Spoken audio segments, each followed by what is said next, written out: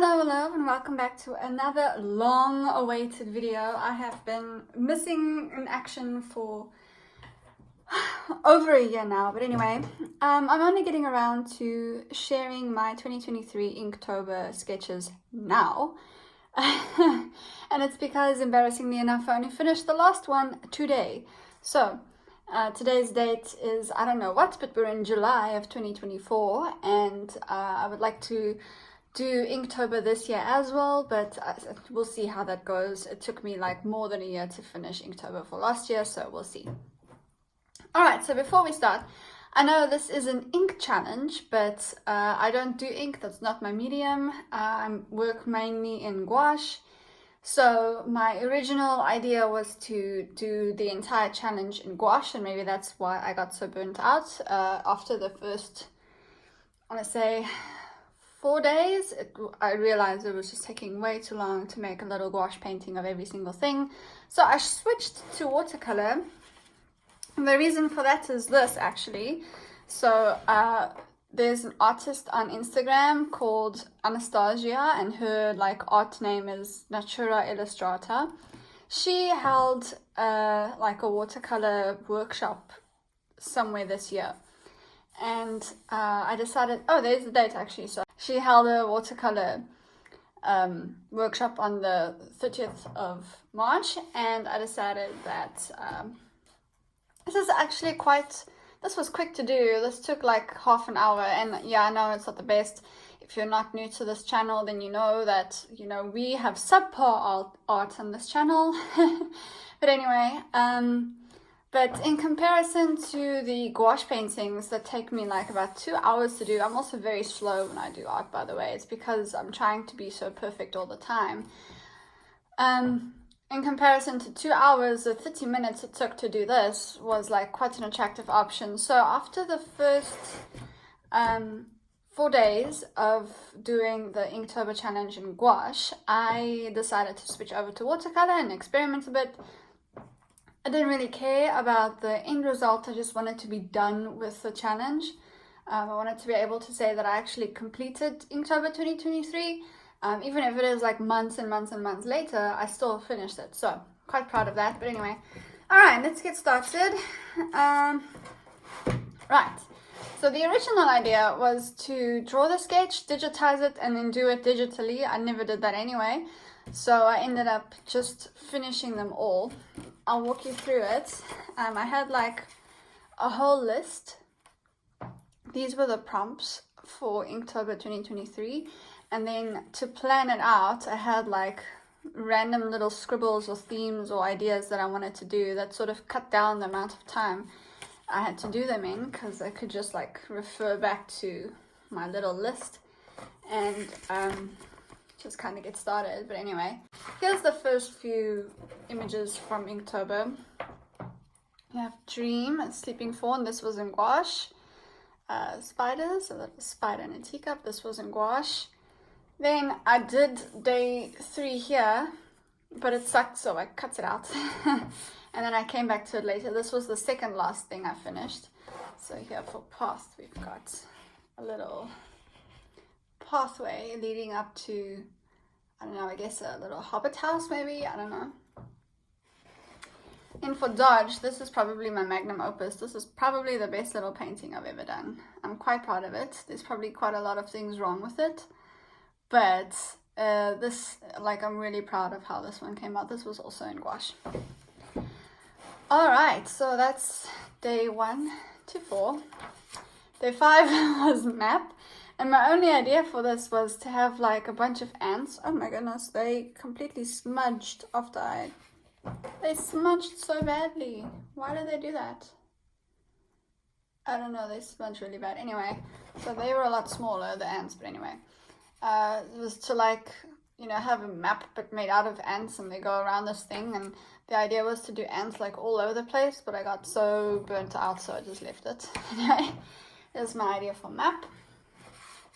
So 4, 5, day 6, golden. It's obviously a goldfish, so I'm not very, as you can see, I'm not a fan of how this turned out at all. Not very great, but whatever. Drip. This was the first watercolor thing I did after the Natura Illustrata workshop, so you can see my little notes here. I tried applying my watercolor class techniques to this image. It was fun, though not how I usually like my final products to look, which is true. But this one was drip, and I think that kind of fits the theme. I don't know, I think it's cute. Here we have toad, and I wanted a very small toad on a very large mushroom, and that's what I got. So everything from this point on is in watercolor. As you can see, I'm not a watercolor artiste, but anyway. Bounce. I like the idea of an animal bouncing like over water, or like over, you know, just something. I actually really like how this turned out as well. It's probably one of my favorites. Fortune. So for this one I had the idea of like a little mouse gathering nuts, and this is like his mini fortune that he's managed to gather together. Day 10 we have Wonder. So this is like a little mountain goat sitting on top of a cliff looking down at the scenery, which you obviously maybe cannot tell that it's scenery down there, but anyway. For Spicy, I forgot the name of this lizard, but it's like a little fire lizard type thing. I think they are poisonous when you touch them. I'm not entirely sure. I'll have to find the reference again. But this was my idea. And then Day 13, Rise. Yes, Rise. We've got a lovely rooster waking everyone up. So rise and shine. There you go. Yeah, compositionally speaking, I know it's terrible. I just wanted to get through the challenge. I didn't really care about the composition. I just wanted to put things down onto paper, finish it, get through the whole challenge. Okay, we have Dagger, and that's supposed to be his little fangs. Snake and fangs. Castle, sandcastle with obviously like a little bird on it. I have a huge love in my heart for animals, so I mostly paint animals. Anyway, day 17 and 16 I combined. So we've got Angel and Demon, and I'm sure you can tell which is which. But this combined image is day 16 and 17. Here we have Saddle, which is like a very poor execution of a good idea, I think. Like this is supposed to be like a bridle on a bird or whatever. And then Plump, he's just like a plump little guy. I remember being quite happy with how this toad turned out, so. Alrighty, Frost, we've got a little dog with like a snowflake on his nose. Yeah. 21, Chain. So it's a little dragon sleeping and he's chained up. We've got a cat on a scratch post scratching. Day 23 is Celestial. I didn't know what to do, but I sort of decided to go with like this very celestial themed barn owl, and it's got like this little celestial kind of vibe to it. But yeah, day 24 is Shallow. Obviously the fish is in shallow water. Day 25 is Dangerous. Obviously crocodiles are quite dangerous. And then onto the last spread. I just want to cover that up. So here I combine 2 days again. Day 26 and 27 is Remove and Beast. So this little bird is called an oxpecker, and they remove ticks and other insects from wildebeest, which this is supposed to be. Beast, wildebeest, you get it. Anyway, day 28 is Sparkle, and I found a reference for like a really sparkly blue seahorse. It doesn't quite translate. But anyway, day 29 is Massive. So this gorilla is massive in comparison to the butterfly. So that's sort of my interpretation of that. Yeah, you're welcome to like read this while I'm busy. Anyway, Rush. So the rabbit's lovely rushing somewhere.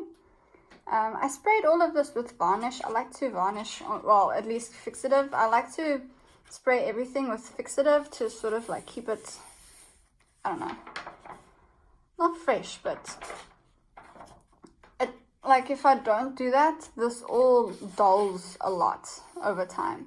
So the fixative just kind of keeps it sort of in the same sort of glossy finish that it was before, you know, adding the fixative. So These three are from a new fixative that I found, and I feel like this somehow interferes with the watercolor.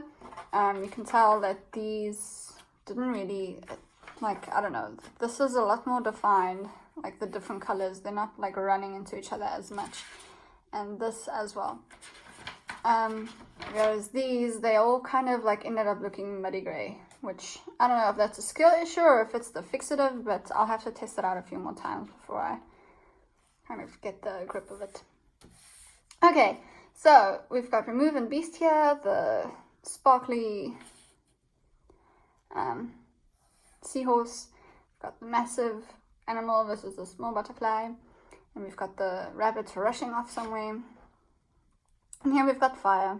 I was so done by this challenge at that point. So done with it. So I'm happy to be done. It's not even a very good fire. I don't really care. I just wanted to finish the challenge, and now I can say I'm done with it. And hopefully 2024 will be better than last year, or at least, you know, my previous attempt at it. If I had to pick a favorite, I would pick this one just because I think skill-wise, this was some of the best little gouache painting I've ever done. And then image-wise, I think this one is my favorite, but I also really like these two. They kind of like remind me of a children's storybook or something. Also like the dragon, I think it's cute, and I am happy with the rabbit. Just for proportion's sake, I think this came out quite well. This is my least favorite, for sure, my least favorite. It's my second least favorite, and then I think third least favorite is probably this one. Yeah. Everything else I'm kind of happy with. So, there you have it. This was like a quick video, I'm sorry. But I just wanted to show what I've been up to. And as a sneak peek, I'll show you this as well. Natura Illustrata, the same woman that had this masterclass, had a second one a bit later in the year. So this was the first one. And she had one now again in June. So this was a pumpkin that everyone else had to paint. So she gives like a class and then a demonstration, and she gives everyone the same reference picture to work with. So, bumped the camera. So, yeah, this is my pumpkin. I actually like the flowers more than I did the pumpkin, but it's fine. It's okay. This was also at the end of this Inktober madness, so I was just really kind of over it. But anyway, there you have it. I'm probably going to do the same thing, like a prompt list and an idea list for 2024 ahead of time, so that it sort of cuts down on thinking about what I want to do and finding reference pictures and all of that. So yeah, there you have it.